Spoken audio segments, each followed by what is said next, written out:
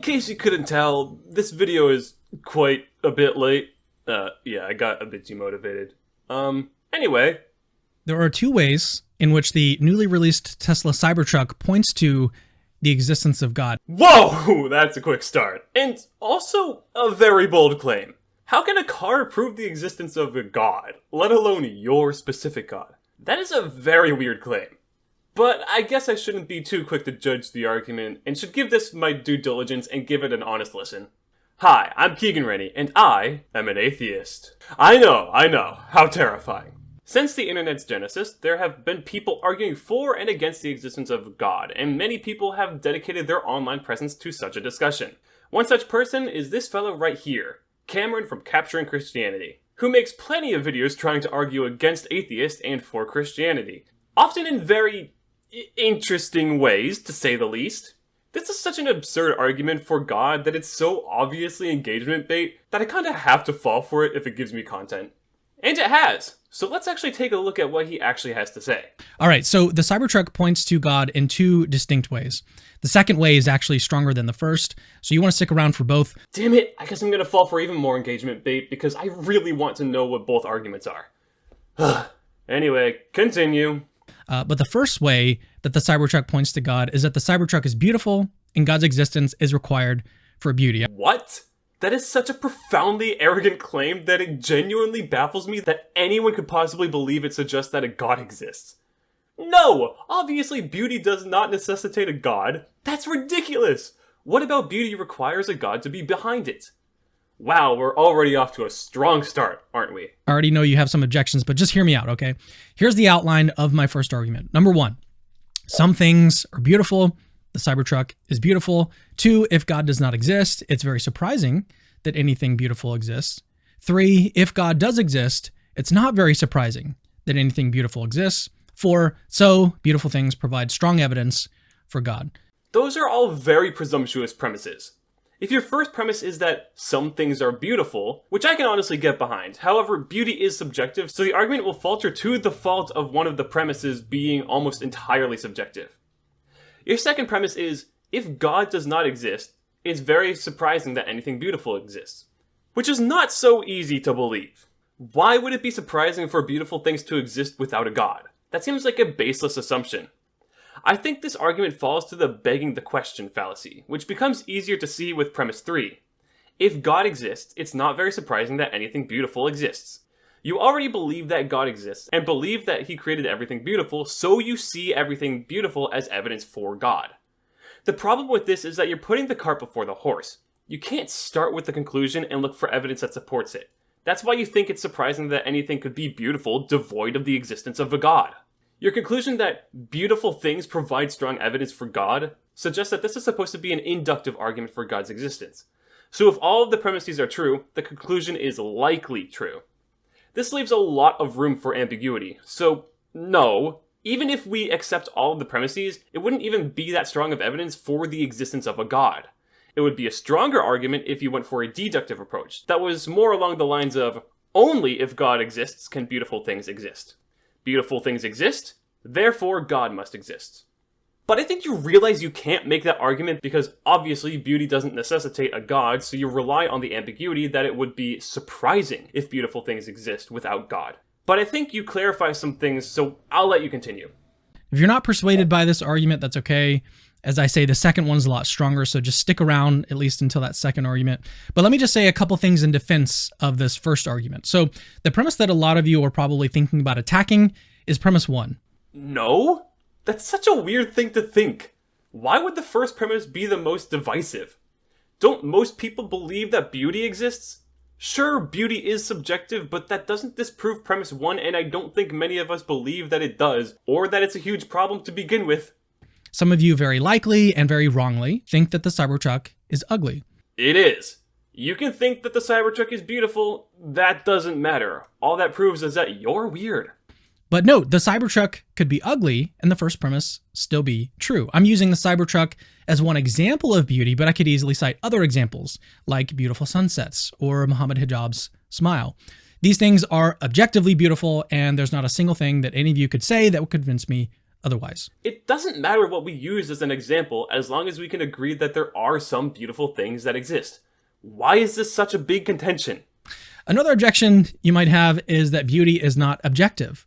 But my argument actually still works, even if beauty is subjective. I think beauty is objective, but subjective conscious experiences of beauty are still very surprising if God does not exist. No, whether beauty is subjective or objective doesn't really matter, and either way, it wouldn't support that it's surprising for beautiful things to exist without God. That's still an unsubstantiated claim.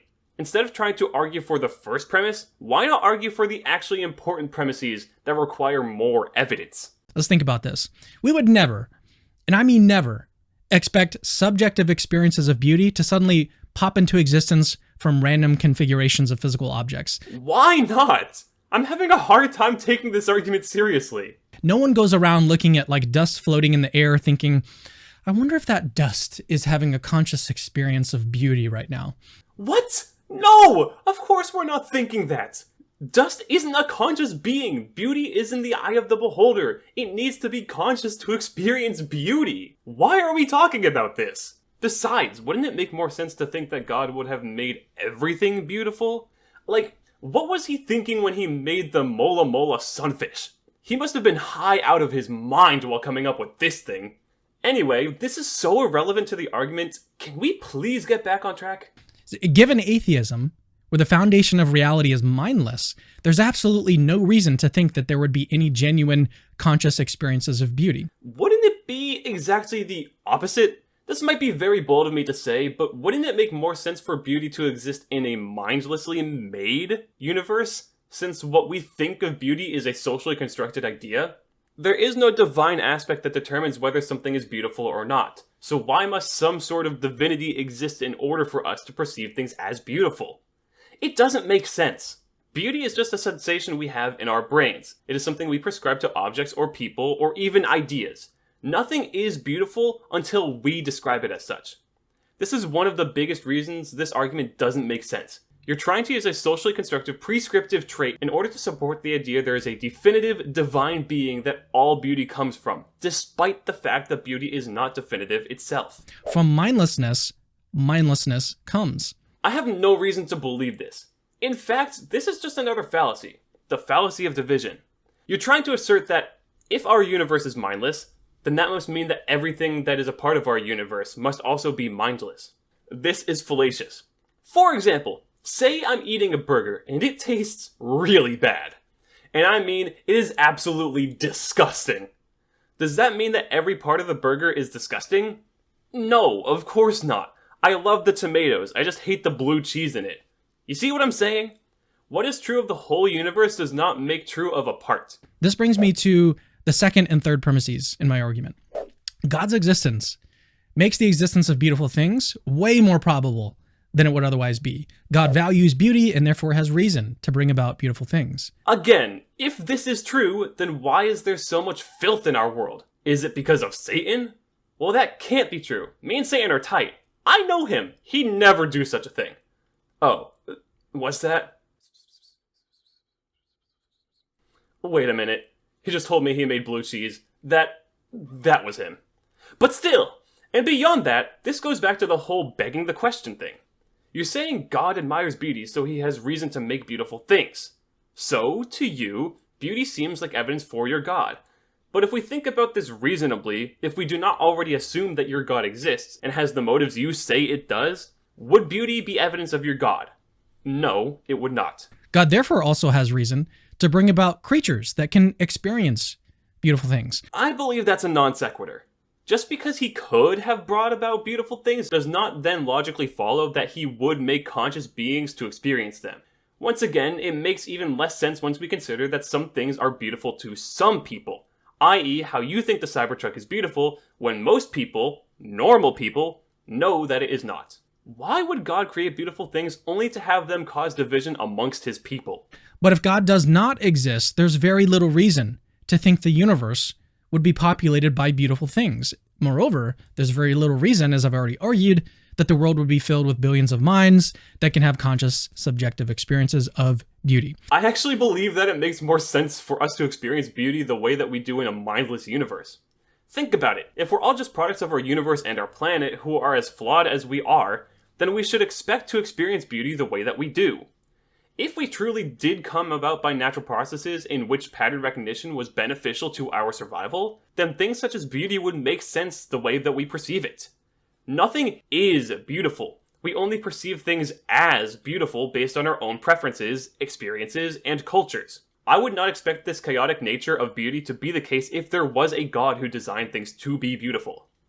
Moreover, you're still assuming that if no god exists, we shouldn't be able to see patterns such as beauty anywhere in our universe.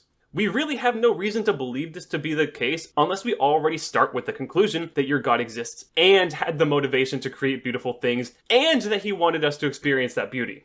Well, all this boils down to Cameron's belief bias. He is more likely to believe something if it supports his pre-existing beliefs, despite the fact that the things he's saying are completely baseless. Why would it make sense for beauty to exist if a god exists? Why would it not make sense for beauty to exist if God does not exist? Because he already believes in his god. To the rational among us, his ideas seem wild, unprecedented, but they come from a bias of his. It makes sense why he believes these things, but he's still wrong for thinking them. So premise 1, 2, and 3 are all true, and premise 4 follows logically given some really boring assumptions about probability I won't bother covering in this video. You haven't actually given us reason to believe any of the premises, especially not 2 and 3. You've really just been restating the premises in different ways as if that's evidence for the premises themselves. Going, it doesn't make sense. That's why this makes sense. Isn't evidence for this thing not making sense, but this thing does. That is not an effective way of securing your premises. And no, the conclusion does not logically follow from those premises. Regardless, your premises are fallacious, so I have no reason to believe them to begin with, so I have no reason to follow the reasoning behind the premises. I'm also noticing just now that I've written premise 19 times in this script, and some version of beauty roughly 60 times. Wow. So I think beauty does actually provide really strong evidence for God's existence. Even if we could accept the premises, this would still be inductive reasoning, so it really wouldn't be as strong evidence as you're making it out to be. And since the Cybertruck is beautiful, it definitely points to God. Definitely is a strong word. You have not shown beyond reasonable doubt that beauty, much less the Cybertruck, points in favor of your God. Using such definitive words such as definitely can actually make your argument weaker because all it takes to break the argument is one example to show that it does not 100% absolutely support the conclusion. So you should probably refrain from using such language in the future, especially when you're not making deductive arguments. Even though we're only 3 minutes into Capturing Christianity's video, this video is becoming pretty long.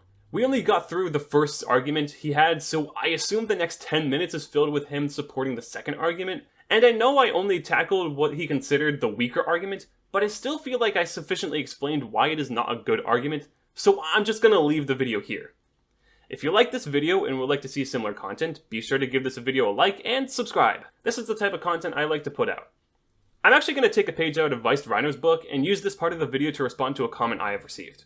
The book was actually compiled much less than 100 years after the events of the New Testament. The apostles who were the closest followers of Jesus could not have possibly lived that long, as they were the ones who wrote the New Testament. And furthermore, Christians really don't have anything to gain from believing in Jesus Christ if he wasn't real.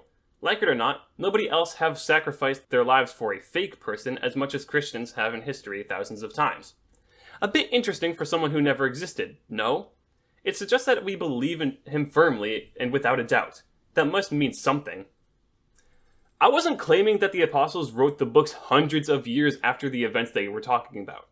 I was saying that the Bible as we know it today was compiled much later than the events they speak of. Your confidence that someone existed is not evidence that they existed. The thing is, you believe he existed, and did the things he is said to have done, so you dedicate your lives to him. That is not evidence that he existed, and much less that he did those things. If you didn't believe in Jesus, then you wouldn't give up your lives for him. But you do! People dedicate their lives for a flat earth, and it would be really interesting for someone to argue for something so obviously wrong as that, no? So the earth must be flat! That's the same kind of reasoning you're using. Just because you believe something strongly does not make it true. And by the way, I'm not a mythicist. I believe Jesus was a real person. I just don't have any reason to believe he was divine in any way.